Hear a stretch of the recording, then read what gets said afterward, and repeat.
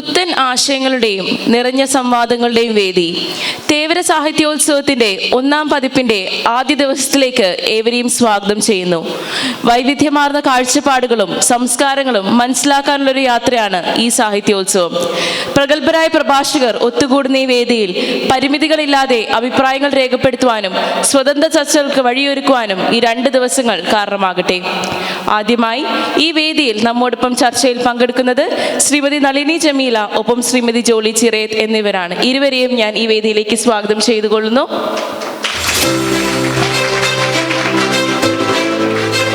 ആക്ടിവിസ്റ്റും സാഹിത്യകാരിയുമായ നളിനി ജമീല 2001 മുതൽ കേരളത്തിലെ ലൈംഗിക തൊഴിലാളികളുടെ സംഘടനയായ കേരള സെക്സ് വർക്കേഴ്സ് ഫോറത്തിന്റെ കോർഡിനേറ്ററാണ്. നളിനിയുടെ ഒരു ലൈംഗിക തൊഴിലാളിയുടെ ആത്മകഥ എന്ന പുസ്തകം സമൂഹത്തിൽ വൻ ചലനങ്ങൾ സൃഷ്ടിച്ചിട്ടുണ്ട്. ജമീല ഇപ്പോൾ 5 സർക്കാരിതര സംഘടനകളുടെ NGO ഉന്നത സമിതിയിൽ അംഗവും കൂടിയാണ്. വെൽക്കം മാം. പ്രശസ്ത സിനിമാ നടിയായ ജോളി ചിറേത്ത് ലിജോ ജോസ് പെല്ലിശ്ശേരി സംവിധാനം ചെയ്ത അങ്കമാലി ഡയറീസ് എന്ന ചിത്രത്തിലൂടെയാണ് അഭിനയ രംഗത്തേക്ക് എത്തുന്നത്. വികൃതി, മാലിക്, ആട്, കടുവ എന്നീ ചിത്രങ്ങളിലും അഭിനയിച്ചിട്ടുണ്ട്. നിന്നു കത്തുന്ന കടലുകൾ എന്ന ബെസ്റ്റ് സെല്ലർ പുസ്തകത്തിന്റെ രചയിതാവ് കൂടിയാണ്. വെൽക്കം മാം. ഇന്നിവിടെ നമ്മൾ ചർച്ച ചെയ്യാൻ പോകുന്ന വിഷയം ജീവിതം, എഴുത്ത്, ആക്ടിവിസം എന്നാണ്. നമുക്ക് 45 മിനിറ്റ് നമ്മൾ സ്പീക്കേഴ്സ് നമ്മോടൊപ്പം സംസാരിക്കുന്നതായിരിക്കും. അതിനുശേഷം 15 മിനിറ്റ് ഓഡിയൻസിന് ക്വസ്റ്റ്യനെയറിന് വേണ്ടി സമയം മാറ്റിവെക്കാവുന്നതാണ്. Thank you. ഞാൻ നളിനി ജമീല. ആക്ച്വലി ഞാനൊരു സെക്സ് വർക്കറാണ്. ഒരുപക്ഷെ നിങ്ങൾ ആലോചിക്കുന്നുണ്ടാവും കോളേജിൽ ഒരു സെക്സ് വർക്കർക്ക് എന്താ ജോലിയെന്ന്. എന്താണ് സെക്സ് വർക്കർ എന്ന് പറയാനല്ല, എങ്ങനെയാണ് ഞങ്ങളുടെ സമൂഹം, എങ്ങനെയാണ് നിങ്ങൾ കാണണ്ടേ എന്ന് പറയാൻ കൂടിയാണ് ഞാൻ ഈ സമയം ഉപയോഗിക്കുന്നത്. ഒരു സെക്സ് വർക്കറായി ഒരുപാട് വർഷം, 10-23 വർഷം ജീവിക്കുകയും അതിനുശേഷം HIV എന്നുള്ള ആരോഗ്യ പ്രശ്നം വന്നപ്പോൾ ആരോഗ്യ സംഘടനയ്ക്കൊപ്പം വർക്ക് ചെയ്യും. അതിനോടൊപ്പം നിൽക്കാൻ വേണ്ടിയിട്ട് സെക്സ് വർക്കേഴ്സിൻ്റെ തന്നെ ഒരു സംഘടന രൂപീകൃതമാവുന്നതിൽ പങ്കാളിയാവുകയും ചെയ്തിട്ടുള്ള, ഒപ്പം തന്നെ HIV ബാധിതരോടൊപ്പം നിൽക്കുക. ഇന്നത്തെ കാലത്ത് നിങ്ങൾ കാണുന്നതായിരുന്നില്ല ആ കാലത്തൊരു ലോകം. HIV ബാധിച്ചു എന്ന് പറഞ്ഞാൽ അയാളൊരു കൊടും കുറ്റവാളിയെ കാണുന്ന പോലെയോ അല്ലെങ്കിൽ ഒരു അരുവരുപ്പായ ഒരു വസ്തുവിനെ കാണുന്ന പോലെയോ വളരെ നികൃഷ്ടമായിട്ടാണ് നമ്മുടെ സമൂഹം കണ്ടിരുന്നത്. അത് നമ്മുടെ സമൂഹത്തിന് അതിനെപ്പറ്റി തിരിച്ചറിവില്ലായിരുന്നു. അപ്പോൾ അതിൻ്റെ ബോധവൽക്കരണം ഏറ്റെടുത്തിട്ടാണ് ഞാനൊരു സാമൂഹിക പ്രവർത്തക എന്ന് മറ്റുള്ളവർ എനിക്ക് തന്നൊരു സർട്ടിഫിക്കറ്റ് നേടിയത്. അതിനുശേഷം വീണ്ടും എൻ്റെ സ്വന്തം ജീവിതത്തിൽ എനിക്ക് ഒരുപാട് സ്വപ്നങ്ങളുണ്ടായിരുന്നു. ഒരു സെക്സ് വർക്കറായി ജീവിക്കുകയും സെക്സ് വർക്കറായി തന്നെ ജീവിതം അവസാനിപ്പിക്കുകയും ചെയ്യാമെന്നൊന്നല്ല ഞാൻ വിചാരിച്ചിരുന്നത്. എനിക്ക് സിനിമയോട് ഇഷ്ടമാണ്. സിനിമയുടെ ക്യാമറയ്ക്ക് പിന്നിലുള്ള പിന്നണി പ്രവർത്തനങ്ങളോട് ഇഷ്ടമാണ്. ഞാൻ ഇതൊക്കെ നടത്തുന്നതിനോടൊപ്പം തന്നെ എനിക്കൊരു ക്യാമറ സ്വന്തമായിട്ട് പ്രവർത്തിക്കാൻ വേണ്ടിയിട്ട് കിട്ടിയിരുന്നു. അങ്ങനെ പലതരത്തിൽ സിനിമയും ക്യാമറയും സാമൂഹ്യ ബന്ധങ്ങളും ഒക്കെ ഉണ്ടായിട്ട് ഇങ്ങനെ പലതരം നാനാവഴികളുണ്ടായിരിക്കുമ്പോൾ എനിക്ക് സമൂഹത്തിനോട് പറഞ്ഞു നിൽക്കാൻ പറ്റാതിരുന്നത് ഒരു സെക്സ് വർക്കറായ ഒരു ചീത്ത സ്ത്രീ എന്നല്ലാണ്ട് അതിനപ്പുറം എൻ്റെ പ്രവർത്തനങ്ങൾ ആരും കണ്ടിരുന്നില്ല. അപ്പം അങ്ങനെ കാണാതിരുന്നൊരു സമയത്ത് അത് കാണിക്കാൻ എന്തൊക്കെ വിദ്യകൾ കാണിക്കുക. നമ്മളെന്താ പറയുക, ഈ സർക്കസിലെ താരങ്ങൾ പലതരം ട്രപ്പീസുകൾ കാണിക്കുന്ന പോലെ കാണിക്കുക എന്നുള്ള രീതിയിൽ പലയിടത്തും പറഞ്ഞു നോക്കി ഒരു രക്ഷയില്ല. അപ്പം ഞാൻ വിചാരിച്ചു ഇത് എഴുതാം. വായനക്കാരുണ്ടെങ്കിൽ വായനക്കാരിൽ കൂടെ ഈ സമൂഹത്തിന് ഒരു സെക്സ് വർക്കർ സമൂഹം എന്നുള്ളത് നിങ്ങളിലൊരാളായിരുന്നു, നിങ്ങളിലൊരാളായിട്ട് ജീവിക്കേണ്ടവരാണ്. സമൂഹത്തിന് വേണ്ടി ഒരുപാട് സാമൂഹിക സേവനം ചെയ്യുന്നുണ്ട്. ഞങ്ങളിപ്പോൾ ഇവിടെ ജീവിക്കാൻ അവകാശപ്പെട്ടവരാണ്. ആത്യന്തികമായിട്ട് അതാണ് ആവശ്യമായിരുന്നത്. ഞങ്ങൾക്കും ഇവിടെ ജീവിക്കാനുള്ള അവകാശമുണ്ട്. ഞങ്ങൾ ഒരു കുറ്റവും ചെയ്യുന്നില്ല. കസ്റ്റമർ അന്വേഷിച്ചു വരുന്ന, കസ്റ്റമർക്ക് ആവശ്യം വരുമ്പോൾ മാത്രം യൂസ് ചെയ്യപ്പെടുന്നതാണ് സെക്സ് വർക്കർ. അവർ ഈ സമൂഹത്തിലെ വോട്ടവകാശമുള്ള, അഭിപ്രായങ്ങൾ പറയാനുള്ള സ്വാതന്ത്ര്യമുള്ള, അഭിപ്രായങ്ങൾ പ്രകടിപ്പിക്കാൻ അവകാശമുള്ള മനുഷ്യരാണെന്ന് ബോധ്യപ്പെടുത്താൻ വേണ്ടിയുള്ള യുദ്ധമായിരുന്നു. ആദ്യത്തെ യുദ്ധം തെരുവിൽ നിൽക്കുന്ന റൗഡികളോടും ഞങ്ങൾ അനാവശ്യമായിട്ട് തല്ലി ഓടിക്കുന്ന പോലീസുകാരോടും ഞങ്ങളെ മനസ്സിലാക്കാത്ത ഗവൺമെൻറ്റിനോടും ആയിരുന്നെങ്കിൽ, പിന്നീട് ഞങ്ങൾ വിചാരിച്ചിരുന്നത് ഒരു കാര്യം എന്താണെന്ന് വെച്ചാൽ ഈ സമൂഹത്തിനോട് പറയുക. കാരണം പോലീസും ഗവൺമെൻറ്റും അല്ലെങ്കിൽ എല്ലാ സംവിധാനവും ഉണ്ടാവുന്നത് ഈ സമൂഹത്തിൽ നിന്നാണ് വരുന്നത്. ഞങ്ങൾ വരുന്ന പോലെ ഒരു സമൂഹത്തിൽ നിന്നുള്ള ഏത് ഉന്നതനും വരുന്നത്. അപ്പോൾ അവർ ഉത്തരവാദിത്തപ്പെട്ട ഏരിയകളിൽ ഇരുന്നിട്ട് ഞങ്ങളാരാണ്, എന്താണ് ഈ സമൂഹം, നിങ്ങൾ എന്താണ് കാണുന്നത്, കുറഞ്ഞ പക്ഷം ഞങ്ങളെ മക്കളെങ്കിലും ഈ സമൂഹത്തിൽ നിങ്ങളെപ്പോലെ വിദ്യാർത്ഥികളായിട്ട്, ഉദ്യോഗസ്ഥരായിട്ട് പലതരം മേഖലയിലുണ്ട്. അത് ഞങ്ങളുടെ സമ്പാദ്യം കൊണ്ടാണ്. അപ്പോൾ ഒരു തൊഴിലായിട്ട് നിന്നിട്ടാണ് ഞങ്ങൾ ചെയ്തിരുന്നത്. അല്ലാണ്ട് ഞങ്ങളാരും ഉപദ്രവിക്കണം വിചാരിച്ചല്ല ചെയ്തിരുന്നത്. പലതരം ഏരിയകളിലും ഞങ്ങളുടെ മക്കളുണ്ട്. അതൊക്കെ സമൂഹത്തിനോട് ബോധ്യപ്പെടുത്താൻ വേണ്ടി ബാധ്യസ്ഥരായി മാറി, സ്വയം തെളിയിക്കുക എന്നുള്ളതായിട്ട്. ഈ കുറ്റവാളികൾക്കാണ് സ്വയം കുറ്റം ചെയ്തില്ല എന്ന് തെളിയിക്കേണ്ടി വരും. പക്ഷെ ഞങ്ങൾ കുറ്റവാളികളല്ല, എന്നാലും ഞങ്ങൾക്ക് സ്വയം തെളിയിക്കേണ്ട ഒരു ആവശ്യം വന്നു. അങ്ങനെ വലിയ വ്യത്യസ്തമായ പലതരം സമരങ്ങളുടെ ഭാഗമായിട്ട് മുന്നോട്ട് വന്നുകൊണ്ടിരുന്നിട്ട് അതിൽ ഞാനൊരു സിനിമയുടെ പങ്കാളിയായും കേരളത്തിൽ 2020 ഒരു അവാർഡൊക്കെ കിട്ടിയിട്ടുള്ള ആളാണ്. പുസ്തകം 2 ബുക്ക് ബെസ്റ്റ് സെല്ലറായിട്ട് വന്നിട്ടുണ്ട്. 3 ബുക്കാണ് എഴുതിയിട്ടുള്ളത്. അങ്ങനെ പല പല ഏരിയകളും പല പല യുദ്ധങ്ങളൊക്കെ കൂടി കടന്നു വന്ന ഒരാളാണ്. ആമുഖമായിട്ട് എന്നെ പരിചയപ്പെടുത്താൻ ഇത്രയൊക്കെയാണ് എൻ്റെ കയ്യിൽ ഇപ്പോൾ ഉള്ളത്. Okay, thank you.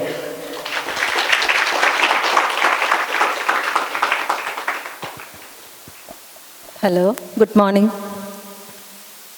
ഇതുപോലെ തന്നെ ഇന്ന് വനിതാ ദിനം എന്താണ് ഏതാണെന്നൊന്നും ഞാൻ പറയേണ്ട കാര്യമില്ല. കാരണം എന്നേക്കാൾ കൂടുതൽ കാര്യങ്ങളൊക്കെ ശ്രദ്ധിക്കുന്ന മനുഷ്യരുടെ മുന്നിലാണ് ഞാൻ ഇരിക്കുന്നതെന്നറിയാം. എന്നാലും ഈ വർഷത്തെ തീം തന്നെ ഇൻസ്പയറിങ് ഇൻക്ലൂഷൻ എന്നാണ് നമ്മളെ തീം തന്നെ.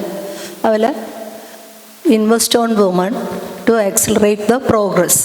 ഇങ്ങനെ ഒരു തീം വെച്ചുകൊണ്ടാണ് നമ്മൾ ഈ പ്രാവശ്യത്തെ ആഗോള വനിതാ ദിനം ആചരിക്കുന്നത്. ഞാൻ ഒരിക്കലും അത് ആഘോഷിക്കുക എന്ന് പറയില്ല. കാരണം സ്ത്രീകളെ സംബന്ധിച്ച് അവർ ആഘോഷിക്കണമെങ്കിൽ ആഘോഷിക്കുന്നുണ്ട്, നമ്മളെ വ്യക്തിഗതമായ ഇടങ്ങളിൽ നമ്മൾ ആഘോഷിക്കുന്നുണ്ട്. പക്ഷേ നിലനിൽക്കുന്ന ഒരു വ്യവസ്ഥയ്ക്കകത്ത് നമ്മളെ ആഘോഷങ്ങൾ പോലും ഡിസൈൻ ചെയ്ത് വെച്ചെടുത്താണ് നമ്മളുടെ ഈ ആഘോഷങ്ങളെ മുന്നോട്ട് വെക്കുന്നത് എന്നുള്ളൊരു പരിമിതിയും കൂടിയുണ്ട്. പക്ഷെ അപ്പോൾ പോലും നമുക്ക് അതിനെ മുന്നോട്ട് കൊണ്ടുപോകാതിരിക്കാനും പറ്റില്ല. അപ്പോൾ ഞാൻ ഒരു സന്തോഷമുള്ളൊരു കാര്യം എന്ന് പറഞ്ഞാൽ നമ്മൾ ഇൻക്ലൂഷനെ കുറിച്ച് പറയുമ്പോൾ വളരെ കൃത്യമായിട്ട് ഇങ്ങനെ ഒരു ഇടത്തിൽ വളരെ അക്കാദമികമായ ഒരു പരിസരത്ത് 2 വ്യത്യസ്തരായിട്ടുള്ള മനുഷ്യരെ നിങ്ങളുടെ മുന്നിൽ കൊണ്ടിരുത്തി എന്നുള്ളതൊരു നിസ്സാരമായ കാര്യമല്ല.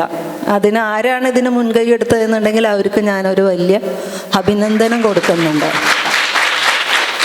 കാരണം ഇൻക്ലൂഷൻ എന്ന് പറയുന്നത് ഇന്ന് നമ്മൾ ഫെമിനിസത്തിൻ്റെ 3ാം തരംഗത്തിലേക്കൊക്കെ പോയിക്കൊണ്ടിരിക്കുന്ന ഒരു സമയത്ത് ഏറ്റവും കൂടുതൽ ഒരു ഇൻ്റർസെക്ഷണൽ ആയിട്ടുള്ള ഫെമിനിസത്തെക്കുറിച്ച് സംസാരിക്കുന്നതും ഫെമിനിസ്റ്റുകളാണ്. അത് ഫെമിനിസം എന്ന് പറയുന്നത് പുരുഷവിരോധം അല്ല, മറിച്ച് ഏറ്റവും ഗംഭീരമായ ജനാധിപത്യ പ്രക്രിയയാണ് അത് മുന്നോട്ട് വയ്ക്കുന്നത്. അപ്പോൾ ആ അർത്ഥത്തിൽ നമ്മളെല്ലാവരും ഫെമിനിസ്റ്റുകളാണ്. കാരണം ഇന്നത്തെ കുട്ടികളാണ് ഏറ്റവും കൂടുതൽ പൊളിറ്റിക്കൽ കറക്റ്റ്നെസ്സിനെ കുറിച്ച് സംസാരിക്കുന്നത്. അതായത് വ്യക്തിക്ക് വേണ്ടുന്ന ഒരു സാമൂഹ്യ ജീവി, രാഷ്ട്രീയ ജീവി ആയിരിക്കെ തന്നെ വ്യക്തി എന്ന് പറയുന്നതിൻ്റെ ഒരു ഇൻ്റഗ്രിറ്റീനെ എങ്ങനെയൊക്കെ മനസ്സിലാക്കണം. കുട്ടികളുടെ, സ്ത്രീകളുടെ, ഭിന്ന ലിംഗ ലൈംഗിക വ്യക്തിത്വങ്ങളുടെ, അങ്ങനെ ഏറ്റവും സൂക്ഷ്മമായ തലത്തിൽ രാഷ്ട്രീയത്തെ, മനുഷ്യരെ, പ്രശ്നങ്ങളെ എല്ലാം കൊണ്ടുവരുന്ന ഒരു വലിയൊരു രാഷ്ട്രീയത്തിൻ്റെയും കൂടെ വക്താക്കളായിക്കൊണ്ടാണ് ഇവിടെ സ്ത്രീകൾക്ക് അല്ലെങ്കിൽ അത്തരം ചിന്തയുള്ള മനുഷ്യർക്ക് ഫെമിനിസത്തെക്കുറിച്ച് സംസാരിക്കാൻ പറ്റുള്ളൂ. അപ്പോൾ അതങ്ങനെ മനുഷ്യർക്ക് കളിയാക്കാനൊക്കെ ഉപയോഗിക്കാം. എന്ത് അഭിപ്രായം പറഞ്ഞാലും സ്ത്രീകൾക്ക് സ്വന്തമായ അഭിപ്രായം ഉണ്ടായിരിക്കുക എന്ന് വന്നാൽ ഉടനെ തന്നെ ഫെമിനിച്ചി എന്ന് കേൾക്കുന്ന ഒരു കാലത്ത് അത് നമ്മൾ വലിയൊരു പൊൻതൂവലായിട്ട് തന്നെ കൊണ്ട് നടക്കണം. കാരണം നമ്മൾ മുന്നോട്ട് വയ്ക്കുന്നത് ഒരു നിസാര രാഷ്ട്രീയമല്ല, അത് അത്രയും വലിയ ഇൻക്ലൂസീവായിട്ടുള്ളൊരു രാഷ്ട്രീയ പദ്ധതി തന്നെയാണ്. അപ്പം അതിൻ്റെ പുറത്ത് നമ്മൾ ആരും അതൊരു കുറഞ്ഞു കാണേണ്ടതില്ല എന്നും കൂടെ ഞാൻ പറഞ്ഞു വെച്ചിട്ട് തുടങ്ങുകയാണ്. കാരണം ഇവിടെ ഇന്ന് ലിറ്ററേച്ചർ ഫെസ്റ്റിവലും കൂടിയാണ്. അപ്പോൾ രണ്ട് പേര്, ഞാനും എഴുത്തുകാരി അല്ലെങ്കിൽ പോലും പരിമിതമായ എൻ്റെ ഒരു ജീവിത പരിസരത്ത് നിന്ന് എൻ്റെ വളരെ വ്യക്തിയാധിഷ്ഠിതമായ ഒരു ജീവിതത്തിൻ്റെ ഒരു പരിച്ഛേദം എന്നുള്ള രീതിയിൽ ഒരു പുസ്തകം ഇന്ന് കത്തുന്ന കടലുകൾ എന്നുള്ളത് ഈ അടുത്ത കാലത്ത് ഇറക്കിയിരുന്നു. 3 മാസം 4 മാസമേ ആയിട്ടുള്ളൂ. അപ്പോൾ നമ്മളെ മുന്നിൽ ഒരുപാട് ജീവചരിത്രങ്ങളുണ്ട്. പലരുടെയും ജീവചരിത്രങ്ങൾ എന്ന് പറയുമ്പോൾ തന്നെ അത് സാമൂഹികമായ ഉന്നമനത്തിന് അവരുടെ ജീവിതം എങ്ങനെ ഉപകരിച്ചു എന്നുള്ളതോ അല്ലെങ്കിൽ ഒരു സമൂഹത്തിൻ്റെ മുന്നിൽ തിളങ്ങി നിന്നിരുന്ന ജീവിതങ്ങളായിരിക്കാം, അതിൽ അവരുടെ സ്ട്രഗിളായിരിക്കാം. അവിടെ നിന്ന് വ്യത്യസ്തമാകുന്ന ഒരു എഴുത്താണ്. കാരണം സമൂഹത്തിൻ്റെ ഭാഗമായിരിക്കെ തന്നെ ഇപ്പോൾ ഒരു തൊഴിലിടം എന്ന് പറയുന്നു, തൊഴിലെന്ന് പറയുന്നു, ഇതിന് നമ്മൾ മനസ്സിലാക്കി വെച്ചിരിക്കുന്നത് എന്താണ്? വളരെ വിസിബിൾ ആയിരിക്കണം, ആക്സെപ്റ്റബിൾ ആയിരിക്കണം. അവിടെ നിൽക്കുന്നതും നടക്കുന്നതും സമരം ചെയ്യുന്നതുമായിട്ടുള്ള ഒരു പ്രശ്നമാണ് നമ്മളെ മുന്നിൽ, വളരെ കൃത്യതയുള്ളൊരു പ്രശ്നം. അവിടെ ഇരുന്നാണ്, അങ്ങനെയുള്ളൊരു ബോധമണ്ഡലത്തിൽ ഇരുന്നാണ് നളിനി ചേച്ചിയെ പോലെയുള്ള ഒരാൾ ഒരു ജീവിതകഥ പറയുന്നത്. കാരണം പരിപൂർണമായിട്ട് തമസ്കരിക്കപ്പെട്ട ഒരു ഇടത്തിനെ നിങ്ങളെ മുന്നിലേക്ക് കൊണ്ടുവയ്ക്കുക. നിങ്ങൾക്ക് ബസ് സ്റ്റാൻഡ് എന്ന് പറയുന്നത് നിങ്ങൾക്ക് അറിയുന്ന ഒരു സ്ഥലമാണ് അല്ലേ? ഏറ്റവും ഇൻക്ലൂസീവ് ആയിട്ടുള്ള ഒരു സ്പേസാണ് ബസ് സ്റ്റാൻഡ് എന്ന് പറഞ്ഞാൽ. പൊതുമണ്ഡലമാണ്, പൊതു ഇടമാണ്. അവിടെ നിങ്ങൾക്ക് ഏത് മനുഷ്യർക്കും വരാം, നിൽക്കാം, ഇരിക്കാം. പക്ഷേ ഈ ബസ് സ്റ്റാൻഡ് തന്നെ രാത്രി എന്തുമാതിരിയുള്ള ബസ് സ്റ്റാൻഡാവുന്നു. പകൽ അവിടെ ഉണ്ടായിരുന്ന ഒരു പോലീസുകാരൻ അല്ലെങ്കിൽ ഒരു സാധാരണ നമുക്ക് ഒന്നുമേ ലേബൽ ചെയ്യാൻ പറ്റാത്ത ഒരു മനുഷ്യൻ, അവരുടെ എല്ലാം ഭാവങ്ങൾ, ചെയ്തികൾ എല്ലാം എങ്ങനെ മാറുന്നു. അവിടെ സാധാരണപടി നിന്നിരുന്ന ഒരു സ്ത്രീയുടെ ജീവിതം ആ ഇരുട്ടിൻ്റെ മറവിൽ എങ്ങനെ മാറുന്നു എന്നുള്ളൊരു വലിയ പിക്ചറുകളാണ് ചേച്ചി നമ്മുടെ മുന്നിൽ വയ്ക്കുന്നത്. അത് നമ്മൾ ശ്രദ്ധിക്കാൻ തയ്യാറല്ലാത്ത, നമ്മുടെ മുന്നിൽ എക്സിസ്റ്റ് ചെയ്യുന്നു എന്ന് നമുക്ക് വിശ്വസിക്കാൻ നമ്മൾ താല്പര്യപ്പെടാത്തതുകൊണ്ടാണ് അങ്ങനെ ജീവിതങ്ങളുണ്ട്. അപ്പം ഇത്തരം ജീവിതങ്ങളെ വരച്ച് വയ്ക്കുന്ന വളരെ വ്യത്യസ്തമായ ഒരു പൊതുമണ്ഡലത്തിനെയാണ് ചേച്ചിയെ പോലെയുള്ള ആളുകൾ നമ്മുടെ മുന്നിൽ വെച്ചതെന്നുള്ളതാണ്. ഇപ്പോൾ സാധാരണ ജീവിതകഥ വായിക്കുന്ന പോലെ ലാഘവത്തിൽ വായിക്കേണ്ടതല്ല. അത് ഈ സമൂഹത്തിൻ്റെ നിലനിൽക്കുന്ന കാപട്യത്തിന്, എല്ലാ തരത്തിലുള്ള കാപട്യത്തിന് പിച്ച് ചെയ്യുന്നുണ്ട്. അതെങ്ങനെയാണ് നമ്മൾ ആലോചിക്കേണ്ട ഒരിടം തന്നെയാണ് ചേച്ചി നേരത്തെ പറഞ്ഞതുപോലെ. എങ്ങനെയാണ് ഇവിടെ ഒരു സെക്സ് വർക്കർ മാത്രം നിരന്തരം കല്ലെറിയപ്പെടേണ്ടവളാവണത്? എനിക്ക് തോന്നുന്നു, ഞാൻ ചേച്ചിയുടെ ഈ പുസ്തകം വായിച്ചില്ല, പക്ഷെ നമ്മൾ ഒരുപാട് വർഷത്തെ പരിചയമുണ്ട്. അതേസമയം ചേച്ചിയുടെ ഒരുപാട് ഇൻ്റർവ്യൂകൾ, അതല്ലാതെ തന്നെ ഞങ്ങൾ കൂടിയിരിക്കുമ്പോഴുള്ള സംഭാഷണങ്ങളിൽ നിന്ന് മനസ്സിലായ ഒരു കാര്യം, ഞങ്ങൾ പിന്നീട് പലപ്പോഴും ചിന്തിച്ചിട്ടുള്ളൊരു കാര്യം, നമ്മൾ ഭയങ്കര കുടുംബം സെൻറ്റർ ചെയ്തിട്ട് ജീവിക്കുന്ന മനുഷ്യരാണെന്നാണ് നമ്മുടെ വെപ്പ്. നമ്മളെ മെയിൻ സെൻറ്റർ എന്ന് പറയുന്നത് കുടുംബമാണ്. നമ്മളെപ്പോഴും വെസ്റ്റേൺ കൾച്ചറിനെ കളിയാക്കും. എന്ത് പറഞ്ഞിട്ടാണ്? ഒരു ഭയങ്കര വ്യക്തിയാധിഷ്ഠിതമായ വ്യക്തിവാദത്തിൻ്റെ ആളുകളാണ്. പക്ഷേ ഈ കുടുംബം എന്ന ഒരു ഇൻസ്റ്റിറ്റ്യൂഷൻ നിലനിന്നത് പോലും സ്ത്രീകളുടെ നിശബ്ദതയിലാണ്, അവരുടെ വിട്ടുകൊടുക്കലിലാണ്, അവരുടെ സഹനത്തിലാണ്, ആത്മത്യാഗങ്ങളിലാണ്. ഇന്നലെ ഞാൻ വേറെ ഈ കാര്യത്തെക്കുറിച്ച് സംസാരിച്ചപ്പോൾ ഒരു സുഹൃത്ത് പറഞ്ഞൊരു കാര്യം, ജോളി ചേച്ചി 20 വയസ്സ് വരെയുള്ള മനുഷ്യരെ, അതുപോലെ 55 വയസ്സിന് ശേഷമുള്ള മനുഷ്യരെ സ്റ്റേറ്റ് ഏറ്റെടുക്കുമെങ്കിൽ ഇവിടെ കുടുംബമേ നിലനിൽക്കില്ല എന്ന്. ശരിയല്ലേ? 20 വയസ്സ് വരെയുള്ള മനുഷ്യരെയും 55-ന് ശേഷമുള്ള മനുഷ്യരെയും സ്റ്റേറ്റ് മൊത്തത്തിൽ പരിഗണിക്കും, ഏറ്റെടുക്കുന്നുണ്ടെങ്കിൽ കുടുംബം എന്ന വ്യവസ്ഥ തന്നെ ഇവിടെ നിലനിൽക്കില്ല. അപ്പോൾ മനസ്സിലാക്കേണ്ടത് അത്രയ്ക്കും വീക്കായിട്ടുള്ള, അത്രയും ഫേബിൾ ആയിട്ടുള്ള, പറയുമ്പോൾ നമുക്ക് ഭയങ്കര പെയിൻ തോന്നും. കാരണം നമ്മളൊരു ഇമോഷണലി നമ്മൾ കൂട്ടുപിണഞ്ഞ് കിടക്കുന്നത് ആ ഒരു ഏരിയയിലാണ്. മാത്രമല്ല നമ്മുടെ എല്ലാ കംഫർട്ട് സോണും ഒരുക്കി കിട്ടുന്നത് ആ ഒരു അടിത്തറയിലാണ്. അപ്പോൾ അതുകൊണ്ട് നമുക്കത് കേൾക്കുമ്പോൾ ഭയങ്കര പെയിനാണ്. പക്ഷെ യഥാർത്ഥത്തിൽ നമ്മൾ ഒന്നിരുന്ന് ആലോചിച്ച് നോക്കിയാൽ നമ്മളെന്ന് കാണുന്ന ഈ കുടുംബം ഫങ്ഷനലാക്കുന്നത് ആരാണ്? ഞാൻ പറയാൻ വരുന്നത്, എൻ്റെ മുന്നിലിരിക്കുന്ന നിങ്ങളേതുപോലുള്ള ചെറിയ യങ്സ്റ്റേഴ്സ് ആയിട്ടുള്ള എൻ്റെ സുഹൃത്തുക്കളോട് എനിക്ക് പറയാൻ ആഗ്രഹമുള്ളൊരു കാര്യം, ഇവിടെയാണ് നിങ്ങളുടെ ഇടപെടൽ വേണ്ടത്. നമുക്ക് കുടുംബം എന്ന് പറയുന്നത് തകർത്ത് കളയണം എന്നുള്ളതല്ല നമ്മൾ പറയുന്നത്. അതിൻ്റെ സ്വഭാവത്തിനെ, അതിൻ്റെ മാതൃകേനെ എല്ലാം മാറ്റി പണിയേണ്ടതുണ്ട്. കാരണം നമ്മൾ ഒരു ഭാഗത്ത് പറയുന്നത് ഈ കുടുംബം എന്ന് ഒരു ഹ്യൂമൻ സെൻട്രിക് ആണെന്ന് പറഞ്ഞാൽ ഇവിടെ അത് ശരിക്കും വുമൺ സെൻട്രിക് അല്ല, മറിച്ച് അത് വെറും മാൻ സെൻട്രിക് ആണ്. അതിൻ്റെ ഫങ്ഷനെ, അവരുടെ രാഷ്ട്രീയ വ്യവഹാരങ്ങളെ, അവരുടെ കലാപരിപാടികളെ, അവരുടെ മറ്റു പൊതുമണ്ഡലത്തിലുള്ള അവരുടെ എല്ലാ ഇടപെടലുകളെയും ഇടപാടുകളെയും ഈസി ആയിട്ട് സാധ്യമാക്കാനുള്ള ഒരു ഇടം മാത്രമാണ് ഇന്ന് കുടുംബം. ഇതിനകത്ത് ജോലി ചെയ്യുന്ന സ്ത്രീകൾ പോലും മനസ്സിലാക്കേണ്ട ഒരു കാര്യം, നിങ്ങളെല്ലാം ഡബിൾ ലേബർ എടുത്തുകൊണ്ടാണ് ജോലി ചെയ്യുന്നത് എന്നുള്ളതാണ്. എനിക്ക് തോന്നുന്നില്ല ഇന്നും ഒരു സ്ത്രീ ജോലിക്ക് പോകുന്ന ഒരിടത്തിൽ അയ്യോ അമ്മയ്ക്ക്, ചേച്ചിക്ക്, ഭാര്യയ്ക്ക്, അനിയത്തിക്ക് ജോലിക്ക് പോകേണ്ടതല്ലേ എന്ന് ഒരു ആദിയോടുകൂടി ആ വീട്ടിലെ പുരുഷന്മാരാരെങ്കിലും നേരത്തെ എഴുന്നേറ്റ് അവരുടെ യാത്രയെ, അവരുടെ ഒരു ജോലിയുടെ കാഠിന്യത്തെ ലഘൂകരിക്കാനുള്ള എന്തെങ്കിലും കാര്യങ്ങൾ ആ വീട്ടിൽ നടക്കുന്നുണ്ടോ എന്ന് ചോദിച്ചാൽ എനിക്ക് സംശയമാണ്. ഒരു പക്ഷേ എൻ്റെ പരിമിതിയായിരിക്കാം. ഞാൻ ജനിച്ച ഒരു കാലത്തിൽ നിന്ന് നോക്കുമ്പോൾ അത് അങ്ങനെ ആയിരുന്നില്ല. ഇന്നും ഞാൻ നോക്കുമ്പോൾ അത് ഏറെക്കുറെ സ്ത്രീകളുടെ കാര്യത്തിൽ അങ്ങനെയൊന്നും അല്ല പോകുന്നത് കാര്യങ്ങൾ. കാരണം നമ്മൾ ആ കുടുംബത്തിനെ ഫങ്ഷണലാക്കിയില്ലെങ്കിൽ വലിയ തകരാറുകളുള്ളൊരിടം തന്നെയാണ് അത്. അതുകൊണ്ടാണ് ഇന്ന് നമ്മൾ ഈ ഒരു ഭാഗത്ത് ഭയങ്കര കോൺട്രാഡിക്ഷനാണ്. നമ്മൾ ഇൻക്ലൂസിവിറ്റിയെ കുറിച്ച് പറയുന്നു. നമുക്ക് എന്തിനാണ് ഇൻക്ലൂസീവ് ആവണത്? നമ്മൾ അവിടെ ഉണ്ടല്ലോ. അപ്പോൾ പിന്നെ എന്താണ് ഇതെടുത്ത് പ്രത്യേകിച്ച് നമ്മളോട് പറഞ്ഞ ഈ സ്ത്രീകൾ 21ാം നൂറ്റാണ്ടിലെ സ്ത്രീനെയും കൂടെ ഉൾപ്പെടുത്തിക്കൊണ്ട് നല്ല ചിന്തയാണ്.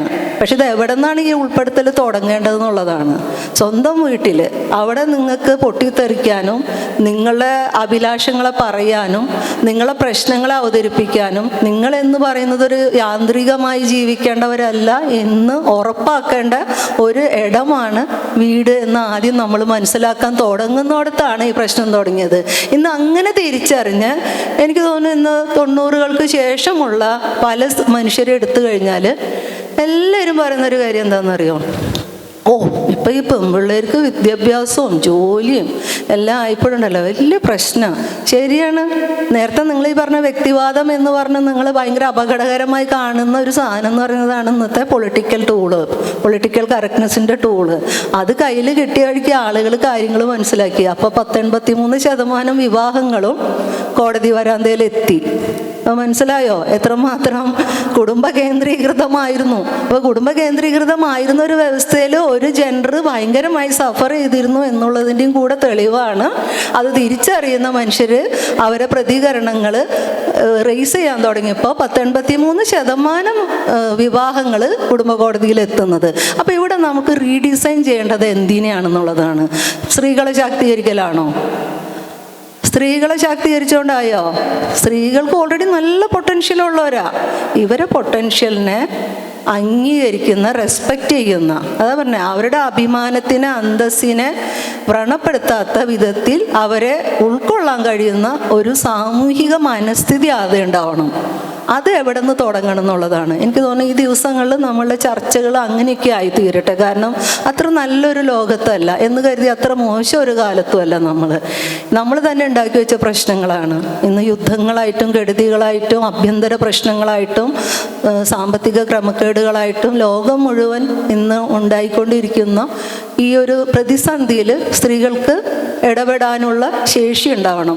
കാരണം നമ്മൾ ഇന്ന് തുല്യതാ പ്രസ്ഥാനത്തിൻ്റെയൊക്കെ ഭാഗമായിട്ട് ഇന്ന് 33% വോട്ട് ചെയ്യണം. അന്ന് നമ്മൾ ആലോചിക്കണം, ഈ ഒരു മാർച്ച് 8 എന്ന് പറഞ്ഞൊരു ദിവസം കിട്ടിയത് കുറച്ച് തൊഴിലാളി സ്ത്രീകൾ ആദ്യം തന്നെ അവരുടെ അധ്വാനത്തിന് കൂലി ചോദിച്ചതുകൊണ്ടും ഞങ്ങൾക്ക് വോട്ടവകാശം വേണമെന്ന് പറഞ്ഞുകൊണ്ടൊക്കെ തുടങ്ങുന്ന 10-30 സ്ത്രീകളിൽ നിന്ന് 300 ലക്ഷങ്ങളുമായി മാറിയ ചില മൂവ്മെൻറ്റുകളുടെ ഭാഗമൊക്കെ ആയിട്ടാണ് നമ്മൾ ഇന്ന് ഈ കാണുന്ന കാര്യങ്ങളൊക്കെ എൻജോയ് ചെയ്യണത്, ഇവിടം വരെയെങ്കിലും ഇരിക്കുന്നത്. അപ്പോൾ ഇതിൽ നിന്നും കുറച്ചും കൂടി മെച്ചപ്പെട്ട ഒരു സാമൂഹ്യ ക്രമങ്ങൾ ഉണ്ടാക്കാൻ നമ്മൾ തന്നെ പണിയെടുത്തുകൊണ്ടിരിക്കണം. അപ്പോൾ അതുകൊണ്ട് ഇതും കൂടെ മനസ്സിൽ വെച്ചിട്ട് രാഷ്ട്രീയമായ സൂക്ഷ്മത എന്ന് പറയുമ്പോൾ നമ്മൾ പഠിപ്പിച്ചിട്ടുള്ളത്, സ്ത്രീകളെ പഠിപ്പിച്ചിട്ടുള്ളത് നിങ്ങൾ ഒന്നിലും ഇടപെടേണ്ട കാര്യമില്ല. അതുകൊണ്ടാണ് കുഞ്ഞിലെ ഒരേപോലെ ഭയങ്കര വൈബ്രൻ്റ് ആയിട്ട് ജനിച്ച് വളരുന്ന ആണും പെണ്ണും പെട്ടെന്ന് എവിടെ നിന്നാണ് ഈ പെൺകുട്ടികളൊക്കെ ഒതുങ്ങി പോകുന്നത്. അതൊരു ശീലത്തിൻ്റെ ഭാഗമായിക്കൊണ്ടിരിക്കുകയാണ്. കാരണം ഞങ്ങൾ കൂടുതൽ ആഗ്രഹിക്കരുത്, ഞങ്ങൾ കൂടുതൽ സ്മാർട്ട് ആവേണ്ടതില്ല, അങ്ങനെ നമ്മളെ തന്നെ നമ്മൾ എവിടെയൊക്കെയോ പ്രൊട്ടക്റ്റ് ചെയ്യപ്പെടേണ്ടവരാണ്. അതുകൊണ്ടാണ് നമ്മളെ അംബിഷൻസൊക്കെ ഭയങ്കര അപകടകരമാവുന്നത്, നമ്മളെ പാഷൻസൊക്കെ അപകടകരമാവുന്നത്. കാരണം നമ്മൾ ശീലിപ്പിക്കുന്നത് അങ്ങനെയാണ്. എവിടെന്നോ അല്ലേ, നമ്മൾ ഈ പ്രകൃതി ചലനത്തിൽ ഒരുപോലെ വൈബ്രൻ്റായി നിന്നിരുന്ന പെട്ടെന്ന് ഒരു ഘട്ടം എത്തുമ്പോഴേക്കും പെൺകുഞ്ഞുങ്ങളെ മാത്രമാണ് ഇങ്ങനെ നമ്മൾ ട്യൂൺ ചെയ്തുകൊണ്ടിരിക്കുന്നത്. അപ്പോൾ ഈ ഒരു വ്യവസ്ഥ ഭയങ്കര അണധികാരത്തിൻ്റെ ഒരു വ്യവസ്ഥയ്ക്കകത്ത് നിങ്ങൾ സബ്മിസീവ് ആയിരിക്കണം. അപ്പോൾ നിങ്ങൾ ആഗ്രഹങ്ങളിലായിരിക്കണം, ചലനങ്ങളിലായിരിക്കണം, ചിന്തയിലായിരിക്കണം. ഇങ്ങനെ എല്ലാ നിലയ്ക്കും നമ്മളതൊരു സബ്മിസീവ് കൾച്ചറിലേക്ക് കൊണ്ടുപോകുന്നതിൻ്റെയും കൂടി പ്രശ്നമാണ് ഇന്ന് നമ്മൾ പൊളിറ്റിക്സിലും വളരെയധികം സബ്മിസീവായിട്ടൊരു കൾച്ചറുകൾ കൊണ്ട് നടക്കുന്നത്. അപ്പോൾ ഇതൊക്കെ ഭയങ്കര അപകടം പിടിച്ചത്. സൂക്ഷ്മവും സ്ഥൂലവുമായി മനസ്സിലാക്കി ഇടപെടേണ്ട ഇരട്ടി ഉത്തരവാദിത്വം നമ്മൾ സ്ത്രീകൾക്കും കൂടെ ഉണ്ട്.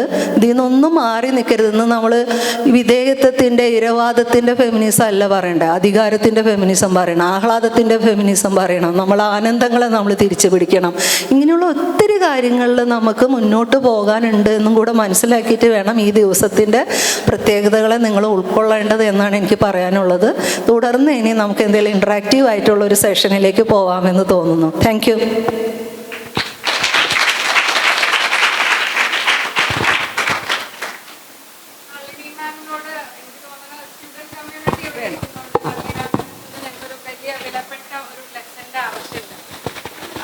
എനിക്ക് തോന്നുന്നത് ടീച്ചേഴ്സ് ആയാലും ഞങ്ങളുടെ സ്റ്റുഡൻസ് ആയാലും ഈ ഒരു കാലഘട്ടത്തിൻ്റെ കുഴപ്പം വെച്ചാൽ സെൽഫ് റെസ്പെക്റ്റ് എന്നുള്ളൊരു കോൺസെപ്റ്റ് ഞങ്ങൾക്ക് പലപ്പോഴും പിടികിട്ടില്ല. ഞങ്ങൾക്ക് റിയാക്ട് ചെയ്യാൻ അറിയാം, പൊളിറ്റിക്കലായിട്ട് കറക്റ്റ്നെസ്സിലൂടെ സംസാരിക്കാൻ അറിയാം. പക്ഷെ ഒരു എന്താ പറയുക, വിശ്വാസത്തിനെക്കാട്ടും എന്നെ തന്നെ ഞാൻ റെസ്പെക്റ്റ് ചെയ്യണം എന്നുള്ളൊരു വലിയ ലെസൺ ഉണ്ടല്ലോ. എൻ്റെ ബൗണ്ടറി അതൊരു നല്ല ബൗണ്ടറി ആയിരിക്കണം, അതിലാരെയും കൈകടത്താൻ സമ്മതിക്കരുത് എന്നുള്ളൊരു കോൺഫിഡൻസ് പലപ്പോഴും വൈകിയാണ് ഞാൻ തൊട്ടുള്ള ഒരു തലമുറയ്ക്ക് കിട്ടി വരുന്നത്. അപ്പോൾ നള്ളി ചേച്ചിയുടെ കഥകളിലൂടെ എന്നെ അമ്പരിപ്പിച്ചത് നള്ളി ചേച്ചിയുടെ സെൽഫ് റെസ്പെക്റ്റ് ആണ്. ഒരു പോലീസുകാരനെ പോടാ എന്ന് വിളിക്കാനും എഴുതിയതുപോലെ പോലീസുകാരനെ എടാന്ന് വിളിക്കരുത് എന്ന് എനിക്കറിയില്ലായിരുന്നു, പോലീസുകാരനെ തെറി വിളിക്കരുത് എന്ന് എനിക്കറിയില്ലായിരുന്നു എന്ന് പറഞ്ഞാൽ നള്ളി ചേച്ചിയുടെ ഉള്ളിലെ ആ ഒരു സെൽഫ് റെസ്പെക്റ്റിൽ നിന്ന് വരുന്ന ഒരു കോൺഫിഡൻസ് എനിക്ക് തോന്നുന്നത് അതിനെക്കുറിച്ച് കുട്ടികളോട് ആ സെൽഫ് റെസ്പെക്റ്റിൻ്റെ ഒരു ഇമ്പോർട്ടൻസിനെ കുറിച്ചും അതൊരു കഥയിലൂടെ പറയുകയായിരുന്നെങ്കിൽ ഞങ്ങളുടെ ഉള്ളിലേക്ക് അത് കുറച്ചും കൂടെ കാര്യമായി എത്തുമെന്ന് എനിക്ക് തോന്നുന്നു. ഞാൻ കഥ പറയുമ്പോൾ എൻ്റെ ജീവിതം തന്നെ പിറന്നു വീഴുമ്പോൾ കഥ തുടങ്ങുന്ന ഒരാളാണ് ഞാൻ. കാരണം വീട്ടിലത്തെ രണ്ടാമത്തെ കുട്ടിയായിട്ട് പെണ്ണായിട്ട് ജനിച്ചപ്പോൾ എൻ്റെ അമ്മ പറഞ്ഞു കേട്ടിട്ടുള്ളതാണ്, പെണ്ണാണ്, ഇതിനെന്ത് ചെയ്യാ, ഇതിന് പേരില്ല, ഇതിനെന്ത് ചെയ്യാ. അപ്പൊ ആ ഇതിനെന്ത് ചെയ്യാന്നുള്ളടത്തുനിന്ന് കാണുന്നത് മൂന്ന്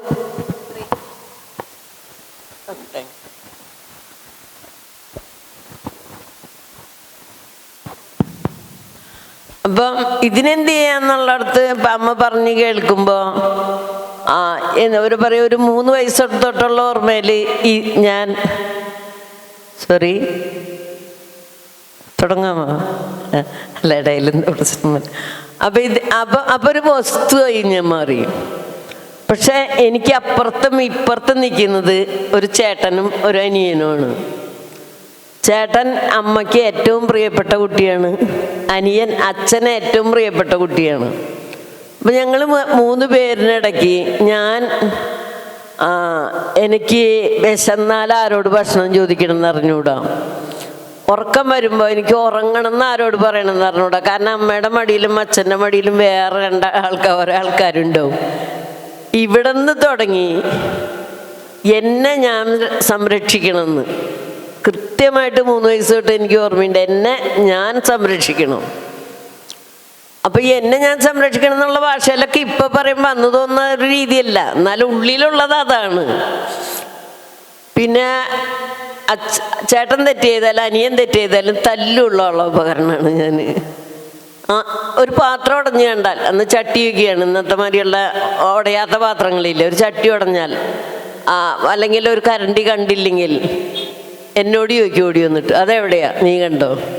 അതായത് ഞാൻ ഒരു ഭയങ്കരമായിട്ട് ഒന്നും ആർക്കും വേണ്ടാത്ത സാധനമാണ്, പക്ഷെ ആ വീട്ടിലെ സാധനങ്ങൾ സംരക്ഷിക്കേണ്ട എല്ലാ കാര്യങ്ങളും. എൻ്റെ അനിയത്തി കുട്ടികൾ ജനിച്ചപ്പോൾ അവർക്ക് അറിയാൻ പാടില്ല, അതിൻ്റെ ഉത്തരവാദിത്വം എനിക്കാണ്. ഇങ്ങനെ ഓരോ സ്റ്റെപ്പ് ബൈ സ്റ്റെപ്പ് ഞാൻ അനുഭവിച്ചപ്പോൾ എൻ്റെ ഉള്ളിലുണ്ടായത് ഞാനാവണം എന്നാണ്. എല്ലാവരും പറയും ഞാൻ എന്നുള്ള വാക്ക് അഹങ്കാരമാണെന്ന് പറയും. പക്ഷെ ഞാൻ എൻ്റെ അനുഭവങ്ങളിൽ കൂടെ മനസ്സിലാക്കിയെടുത്തൊരു ചരിത്രം, അഹങ്കാരമാണ് നമ്മുടെ ബലം. അഹങ്കാരം മനസ്സിലായോ? ഞാനും എൻ്റെ ബലം കൂടെ ചേർന്ന അഹങ്കാരമാണ് എൻ്റെ ബലം എന്ന്. അവിടുന്ന് എപ്പോഴാണോ അപ്പുറത്ത് നിൽക്കുന്നവരോട് യുദ്ധം ചെയ്യേണ്ടി വരുമ്പോൾ, ആദ്യം ഞാനൊരു സമര പോരാളിയാണ് എന്നെ അംഗീകരിച്ചത് എൻ്റെ 11ാമത്തെ വയസ്സിലാണ്. ഒരു ജോലിക്ക് പോയി, അവർ വേണ്ടത്ര കൂലിയൊന്നുമില്ല. ഞാൻ മറ്റൊരു ജോലി തേടിപ്പോയി, ഞാൻ അവിടെ സമരമൊന്നും ചെയ്തില്ല. അതിൻ്റെ പിറ്റേ ദിവസം മുതലാളി അന്വേഷിച്ച് വന്നിട്ട് പറയണു, അപ്പം എൻ്റെ അച്ഛൻ കമ്മ്യൂണിസ്റ്റുകാരനാണെന്നുള്ളതും അച്ഛൻ പട്ടാളക്കാരനാണെന്നുള്ള ഒരു അഡ്രസ്സൊക്കെ എനിക്കത് ഗുണം ചെയ്തിട്ടുണ്ട്. അപ്പോൾ പട്ടാളക്കാരൻ്റെ മകളാണ്, കമ്മ്യൂണിസ്റ്റുകാരിയാണ്, ഇവൾ യുദ്ധം ചെയ്തിട്ടാണ് എനിക്ക് പണിക്കാരെ കിട്ടാത്തതെന്ന് അയാൾ സ്വയം പ്രഖ്യാപിച്ചു. സ്വയം പ്രഖ്യാപിച്ച് എൻ്റെ അടുത്ത് വന്നിട്ട് പറഞ്ഞു, താൻ പറയണ കൂലി തരാം, താൻ പണിക്കാരോട് വരാൻ പറയുന്നു. സത്യം പറഞ്ഞാൽ അതിൽ ഞങ്ങൾ 5-8 പേരുണ്ട്, അവരെന്തുകൊണ്ട് പോയില്ല എന്നൊന്നും എനിക്ക് അറിഞ്ഞൂടാ. അവർ വിചാരിച്ചത് പട്ടാളക്കാരൻ്റെ മകൾ പോകുന്നില്ലെങ്കിൽ ഇവിടെ എന്തോ കുഴപ്പമുണ്ട്, പോണ്ടെന്നാണ്. അങ്ങനെ എനിക്ക് വെറുതെ വീണ് കിട്ടിയ ഒരു സർട്ടിഫിക്കറ്റാണ് സമരക്കാരി. അയാൾ പിന്നീട് ഒരിക്കലും, അയാൾ എൻ്റെ അച്ഛൻ്റെ ഫ്രണ്ടാണ്, അയാൾ ഒരിക്കലും എന്നെ പേരെടുത്ത് വിളിച്ചില്ല. സമരക്കാരി ഇതായി എൻ്റെ പേര്.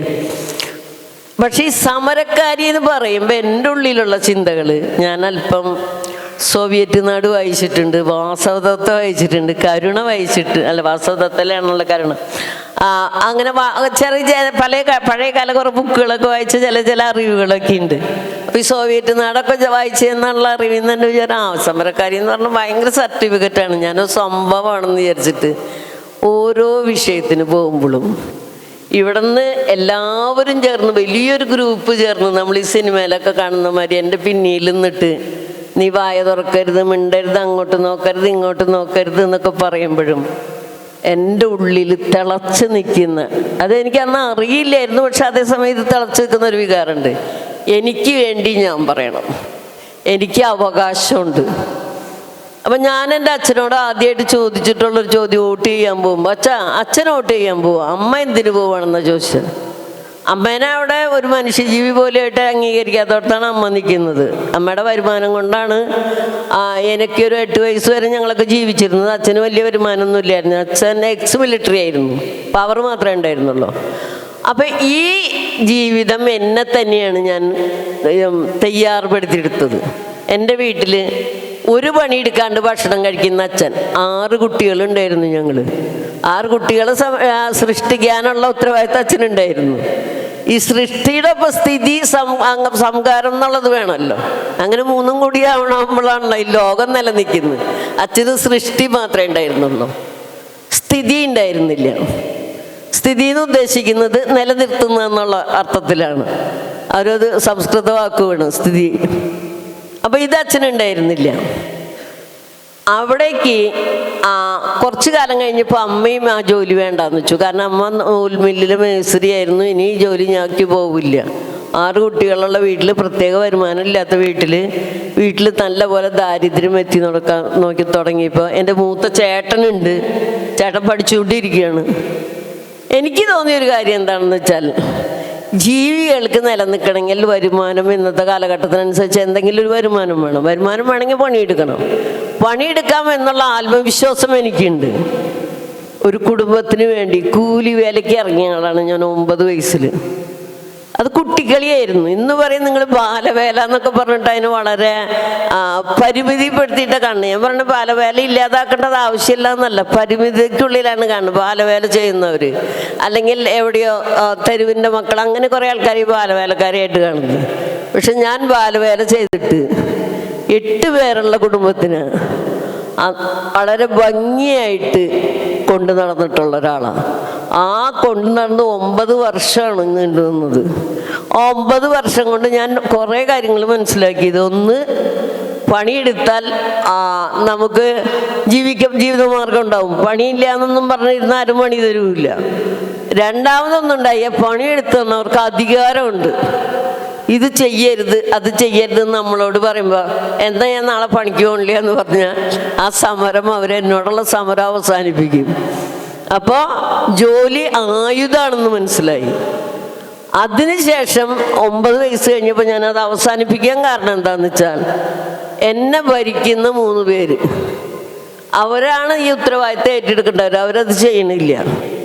അപ്പോൾ എന്നെ ഭരിക്കുന്ന 3 പേരുടെ ഉത്തരവാദിത്തം ഏറ്റെടുക്കാണ്ടായി. ഇപ്പം തിരിച്ച് അവരോട് സമരം ചെയ്യണം. ആദ്യം സ്ഥിതിക്ക് വേണ്ടി സമരം ചെയ്തെങ്കിൽ പിന്നീടുള്ള സമരം നിലനിൽപ്പിന് വേണ്ടിയായിരുന്നു.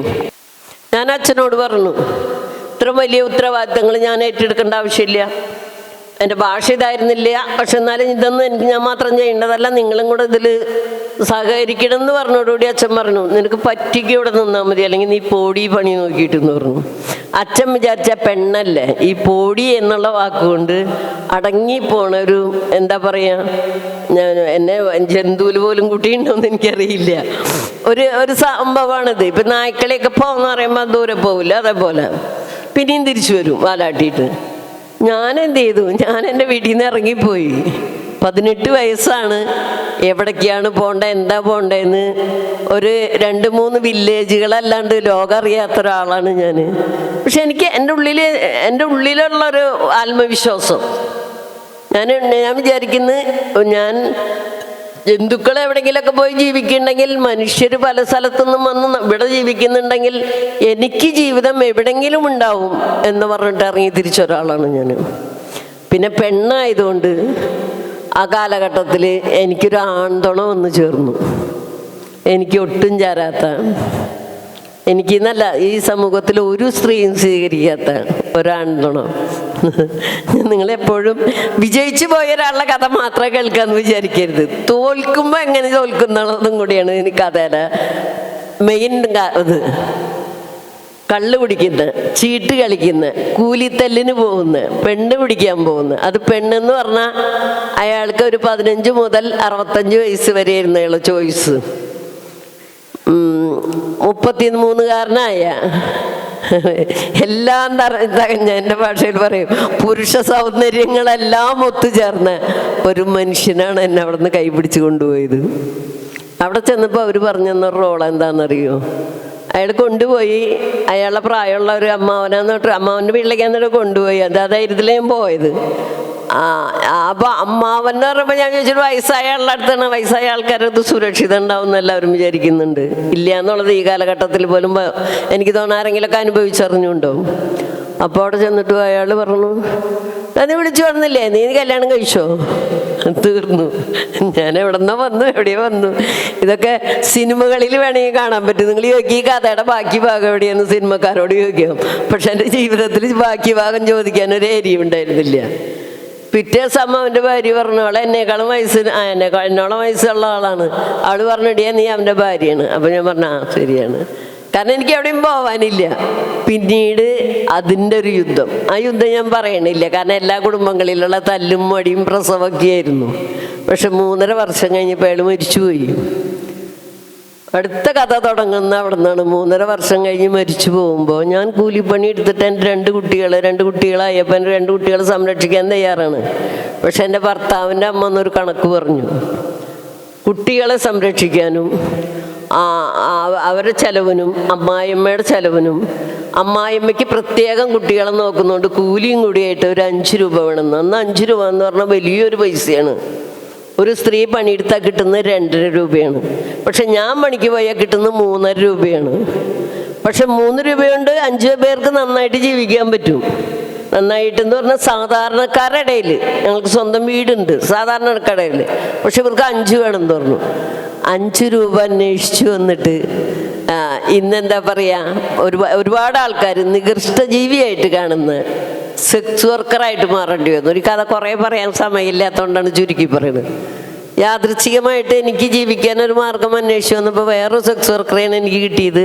പക്ഷെ അവരെന്നെ നല്ലതായിട്ട് എന്താ പറയുക, അവരുടെ രീതിയിൽ സംരക്ഷിച്ചു കൊണ്ടുവന്ന് ഇത് കേരളത്തിലെ വളരെ ഉത്തരവാദിത്തപ്പെട്ട ഒരു പോലീസ് ഓഫീസർക്കാണ് എന്നെ കാഴ്ചവെച്ചത്. അയാൾ നല്ല പൈസ തന്നു. എനിക്കന്ന് കിട്ടിയത് 50 രൂപയായിരുന്നു. 5 രൂപ തേടി ഇറങ്ങി എനിക്ക് കിട്ടിയത് 50 രൂപയായിരുന്നു. ഞാൻ വിചാരിച്ചു 10 ദിവസം എൻ്റെ ജീവിതത്തിലും എൻ്റെ മക്കളെയും സേഫ്റ്റി ആയി എന്ന് വിചാരിച്ച് പുറത്തിറങ്ങുമ്പോൾ അതേ പോലീസുകാരൻ വിളിച്ചൊരു ജീപ്പ് പറഞ്ഞു വിട്ടിട്ട് എന്നെ പോലീസ് സ്റ്റേഷനിൽ കൊണ്ടുപോയി തല്ലി ചതച്ചു. അതായത് എൻ്റെ ഫസ്റ്റ് കാമുകൻ. എൻ്റെ ബുക്ക് വായിക്കുന്നവർക്ക് ഇതൊക്കെ മനസ്സിലാവും, വായിക്കണം എന്നാണ് എനിക്ക് നിങ്ങളോട് പറയുള്ളത്. എൻ്റെ ഫസ്റ്റ് കാമുകൻ അവിടെ കൊണ്ട് അവസാനിപ്പിച്ചില്ല. ഒരു ഓപ്പൺ ജീപ്പിൽ കൊണ്ട് കയറ്റി എൻ്റെ നാട് മുഴുവൻ, എൻ്റെ ബന്ധുക്കളുള്ള സാട്, എല്ലാ നാടല്ല, എൻ്റെ ബന്ധുക്കളിലുള്ള ആൾക്കാർ, എൻ്റെ അച്ഛൻ്റെ, എൻ്റെ അമ്മയുടെ, എൻ്റെ ഭർത്താവിൻ്റെ ബന്ധുക്കളുള്ള സ്ഥലത്ത് കൊണ്ടുപോയിട്ട് ഇതൊരു ചീത്ത സ്ത്രീയാണ് എന്ന്, പിന്നെ ഒരു വേശ്യ എന്നുള്ളൊരു പറച്ചിലൊന്നുമില്ല. എന്താ പറയുക, ലോക്കൽ ഭാഷയിൽ ഏതൊക്കെ ഭാഷ, സ്ഥലത്തെ ഭാഷയൊക്കെ പറയാന്ന് വെച്ചാൽ അങ്ങനെ കൊണ്ടുനടന്ന് ഇങ്ങനെയാണ് ഒരാരും വീട്ടിൽ കയറ്റരുത്, കുടുംബം നശിപ്പിക്കുന്ന ഒരു സാധനമാണ് എന്ന് പറഞ്ഞ് ഒരു സാധനമാക്കിയിട്ട് എന്നെ എല്ലായിടത്തും കൊണ്ടുപോയി. പക്ഷേ ഇന്നോർത്താൽ നെഞ്ചു പൊട്ടി പോകും. പക്ഷേ ഞാനൊരു കുറച്ച് നേരമൊക്കെ തല കുരിച്ച് നിന്ന് നോക്കി. ഒരു തോർത്തുണ്ടായിരുന്നു എൻ്റെ തലയിലിട്ടിട്ട്. പിന്നെ ഞാൻ വിചാരിച്ചത് എന്താണെന്നറിയാം, എന്നെ കൊണ്ടുപോകണത് എന്തായാലും പ്രദർശിപ്പിക്കാൻ വേണ്ടിയാണ് കൊണ്ടുപോകണം, പ്രദർശന വസ്തുവാണ്. എന്നാൽ പിന്നെ എനിക്ക് ഉള്ളിൽ എപ്പോഴും ഒരു അഹങ്കാരമുണ്ട്. ഞാൻ കാണാൻ സുന്ദരിയായ, നല്ല ഹെൽത്തിയായ, നന്നായിട്ട് ചിരിക്കാനറിയുന്നൊരു സ്ത്രീയാണെന്ന്. ഞാനത് നല്ല തലയുയർത്തി പിടിച്ചിട്ട് ജീപ്പിൽ നിന്നു. ഒരു 2 മണിക്കൂർ പരിപാടി കഴിഞ്ഞപ്പോൾ ഇവർ വിചാരിച്ചൊരു പരിപാടി നടന്നില്ല. ഇവർ വിചാരിച്ചാൽ ഞാൻ കരയും, കാല് പിടിക്കും, എന്നെ ഇറക്കി വിട്, എന്നെ രക്ഷിക്കൂ. ഒരു സ്ത്രീ ഇപ്പോഴും സമൂഹത്തിനോട് പറഞ്ഞുകൊണ്ടിരിക്കണം, നീ സമൂഹം ആഗ്രഹിക്കുന്നത് എന്താണെന്നറിയോ? എന്നെ രക്ഷിക്കൂ, എന്നെ രക്ഷിക്കൂ, എന്നെ രക്ഷിക്കൂ ചേട്ടാ, എന്നെ രക്ഷിക്കൂ അച്ഛ, എന്നെ രക്ഷിക്കൂ സമൂഹമേ, എന്നെ രക്ഷിക്കൂ പോലീസ്, എന്നെ രക്ഷിക്കൂ മന്ത്രിമാരെ എന്നാണ് പറയേണ്ടത്. നമ്മൾ അങ്ങനെ കരയാനാണ് നമ്മളെ പഠിപ്പിച്ചിട്ടുള്ളത്. പക്ഷെ എനിക്ക് ഈ കരയാൻ പഠിപ്പിച്ചു തന്നിട്ടുണ്ടായിരുന്നില്ല ആൾക്കാർ. ബാക്കിയൊക്കെ പറഞ്ഞു തന്നിട്ടുണ്ടായിരുന്നു, തലകുനിക്കണം, ശബ്ദം താഴ്ത്തണം എന്നൊക്കെ പറഞ്ഞിട്ടുണ്ടായിരുന്നു. പക്ഷെ കരയണമെന്ന് പറഞ്ഞില്ല. അപ്പം എനിക്ക് കരയാൻ അറിയാത്തൊരു ജീവിയായി മാറി ഞാൻ. അവിടെ നിന്ന് ആരംഭിച്ച സമരമാണ്. പിന്നീട് ഞാൻ വിചാരിച്ചിട്ടുണ്ട്, ഒരിക്കൽ പോലും ആരടുത്ത് പോലും എൻ്റെ കണ്ണുനീരിന് വില കൽപ്പിക്കാത്ത ഒരിടത്തും കണ്ണീരാണ് സ്ത്രീയുടെ ആയുധം എന്ന് പറയണത്. കവിത എഴുതാൻ കൊള്ളാം, കഥയ്ക്ക് കൊള്ളാം,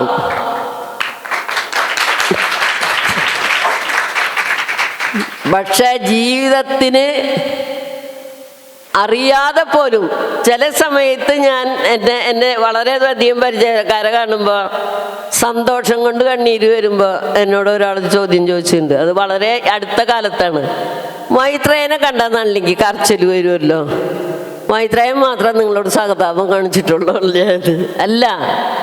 മൈത്രേയൻ എൻ്റെ ആത്മമിത്രമാണ്, ആത്മഗുരുവാണ്, എൻ്റെ വഴികാട്ടിയാണ്. എൻ്റെ കയ്യിൽ ആയുധമുണ്ട്, പക്ഷെ ഈ ആയുധം സൂക്ഷിക്കാനോ ഉറക ഉണ്ടാവണ്ടേ. നമ്മുടെ ആയുധം നമ്മൾക്ക് മുറിവേൽക്കാൻ പാടില്ല, നമ്മൾക്ക് ആവശ്യമില്ലാത്തവർക്ക് മുറിവേൽക്കാൻ പാടില്ല. അങ്ങനെ നീ എങ്ങനെ സൂക്ഷിക്കണം എന്ന് പറഞ്ഞാൽ ആത്മീയ ഗുരുവാണ്, അല്ലാണ്ട് വെറും ആത്മീയ ഗുരുവല്ല. അതാണ് മൈത്രേയൻ ജയശ്രീ, അതേപോലെ ഒരുപാട് ആൾക്കാർ എൻ്റെ ഒപ്പം നിന്നവർ. അപ്പം ജീവിതം എന്ന് പറയണത് നമ്മൾ സ്ത്രീ ആയാലും പുരുഷനായാലും വിചാരിക്കേണ്ടത് എന്താണെന്നറിയാം, ആത്യന്തികമായിട്ട് നമുക്ക് പ്രതിപക്ഷ ബഹുമാനം ഉണ്ടാവണം. നമ്മുടെ ഓപ്പോസിറ്റ് നിൽക്കുന്നത് ടീച്ചറാവാം, അച്ഛനാവാം, അമ്മയാവാം, ഇല്ലെങ്കിൽ നേരെ ഓപ്പോസിറ്റ് നിൽക്കുന്ന ഒരു ഭിക്ഷക്കാരൻ പോലും ആവാം. അവരോട് നമ്മൾക്ക് എത്രത്തോളം റെസ്പെക്റ്റ് വേണമെന്ന് ആഗ്രഹിക്കുന്നുണ്ടോ, തനിക്കിഷ്ടമുള്ളതാണ് അവർക്ക് കൊടുക്കേണ്ടത്. അല്ലാണ്ട് അച്ഛനല്ല, അച്ഛൻ പറയും നമ്മളിങ്ങനെ ജീവിക്കാം, അമ്മ പറയും അങ്ങനെ, അല്ലെങ്കിൽ ഗുരുനാഥൻ പറയും അങ്ങനെയല്ല. തനിക്കിഷ്ടമുള്ളത് ദാനം ചെയ്യാൻ പഠിക്കുമ്പോൾ മാത്രമാണ് മനുഷ്യനായിട്ട് നല്ലവരായിട്ട്. എനിക്ക് പ്രത്യേകിച്ച് പെൺകുട്ടികൾ മോശം, ആൺകുട്ടികൾ മോശം, ആണുങ്ങൾ മോശം, അങ്ങനെ ഒരു കാഴ്ചപ്പാടില്ല. അവരെ വളർത്തിയെടുത്തതാണത്. ആണാണെങ്കിൽ ഒരു വെട്ട്, പെണ്ണാണെങ്കിൽ എന്തോ ഒരു കുട്ടി എന്ന് പറയും. പെണ്ണാണെങ്കിൽ ഒരു കുട്ടി, ആണാണെങ്കിൽ ഒരു വെട്ട്. അതായത് ആണ് യുദ്ധം ചെയ്ത് വെട്ടുകൊള്ളും, പെണ്ണ് യുദ്ധം ചെയ്ത കുട്ടി ഉണ്ടാവും. തെറ്റാണത്. ഈ കാലഘട്ടത്തിൽ തീരെ ഉണ്ടാവില്ല. കാരണം അതിനുള്ള മെഡിസിനുകളും അതിനുള്ള ഇതുകളൊക്കെ ഉണ്ട് ഇപ്പോൾ. അതുകൊണ്ട് തോൽവി ഇത് രണ്ടിലല്ല നിൽക്കുന്നത്. നമ്മളായിരിക്കാൻ പഠിക്കുമ്പോഴാണ് നമ്മൾ ജയിക്കുന്നത്. നമ്മളെ ബഹുമാനിക്കണം. ഫസ്റ്റ് ഞാൻ എന്നുള്ള ബഹുമാനം നമ്മുടെ ഉള്ളിലുണ്ടെങ്കിൽ, എനിക്കും ഇഷ്ടമില്ലാത്തത് എങ്ങനെയും മറ്റൊരാൾക്ക് കൊടുക്കുക. നമ്മളെന്തെങ്കിലും ഒരു പഴമെടുത്ത് കടിച്ചു, അതിന് ചീത്ത രുചിയാണെങ്കിൽ കൂട്ടുകാരനാണോ സമ്മാനിക്കുക? അല്ല. അതുപോലെയാണ് വാക്കും പ്രവൃത്തിയും കാഴ്ചയും. കണ്ണിൻ്റെ കാഴ്ച പോലും നമ്മളെ നോട്ടത്തിൽ പോലും ഉണ്ട് അത്. അങ്ങനെ ബഹുമാനിക്കാൻ പഠിച്ചാൽ ഈ ലോകത്തിൻ്റെ ഈ സമൂഹം പറയണത് ഞാൻ ഏറ്റവും നികൃഷ്ടജീവിയായിരുന്നു എന്ന് ഞാൻ വിശ്വസിക്കുന്നില്ല. ആ നികൃഷ്ടജീവിയിൽ നിന്ന് നളിനി ജമീല എന്നുള്ള എഴുത്തുകാരി, നളിനി ജമീല എന്നുള്ള ആർട്ടിസ്റ്റ്, നളിനി ജമീല എന്ന് പറഞ്ഞ അവാർഡ് ജേതാവ് ഉണ്ടായത് എനിക്കറിയാമെന്നുള്ളത് കൊണ്ടാണ്. അതുകൊണ്ട് നിങ്ങളോടും എനിക്ക് പറയാനുള്ളത്, എന്നെ അറിയാൻ പഠിക്കുക. എന്നെ എന്ന് പറഞ്ഞാൽ നളിനി ജമീലനെ അറിയാൻ പറയാന്നല്ല, താൻ ആരാണ്, ഈ സമൂഹത്തിൽ നല്ലവൻ ആവാൻ എന്ത് ചെയ്യണം? നല്ലവരാവണം. ചീത്തന്ന് ഓപ്പോസിറ്റ് ഒരു പദമുണ്ടെന്നിട്ട് അത് നമ്മൾ സ്വീകരിക്കുകയല്ല വേണ്ടത്. ഈ സമൂഹത്തിന് ഉത്തമ പൗരന്മാരായിരിക്കണം എന്നാണ് നിങ്ങളോട് എനിക്ക് പറയാനുള്ളത്. Thank you. Thank you speakers four being here today. ശരിയായ സാമൂഹിക മൂല്യധനം അല്ലെങ്കിൽ സോഷ്യൽ ക്യാപിറ്റൽ പറഞ്ഞു തന്നതിന് ജമീല മാമിനോട് നന്ദി പറയുന്നു. അതോടൊപ്പം മാമിൻ്റെ പുസ്തകം, ഒരു ലൈംഗിക തൊഴിലാളിയുടെ പ്രണയ പുസ്തകം മരീൻ ഹാളിൻ്റെ പുറത്ത് ലഭ്യമാണ്. നിങ്ങൾക്കത് മേടിക്കാവുന്നതാണ്, ഒപ്പം വായിക്കാവുന്നതുമാണ്. Also thank you Jolly ma'am for being here. നമ്മുടെ സ്പീക്കേഴ്സിന് തേവര ലിറ്ററേച്ചർ ഫെസ്റ്റിവലിൻ്റെ ഒരു സ്നേഹോപഹാരം നൽകാൻ വേണ്ടി ഞാൻ ദീപ മാമിനെ ഏറ്റവും സ്നേഹത്തോടെ വേദിയിലേക്ക് ക്ഷണിക്കുന്നു. Sacred heart college department of Malayalam ഫാക്കൽറ്റിയും ഒപ്പം സേക്രഡ് ഹാർട്ട് ഒപ്പം ഒരു റൈറ്ററും കൂടെയാണ് ദീപ മാം.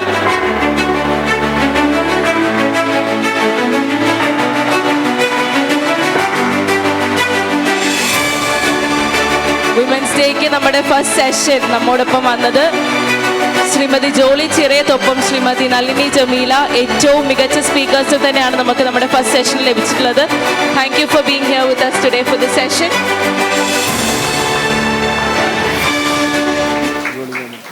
അടുത്തതായി ജോളി മാമിന് നമ്മൾ അവാർഡ് നൽകുകയാണ്.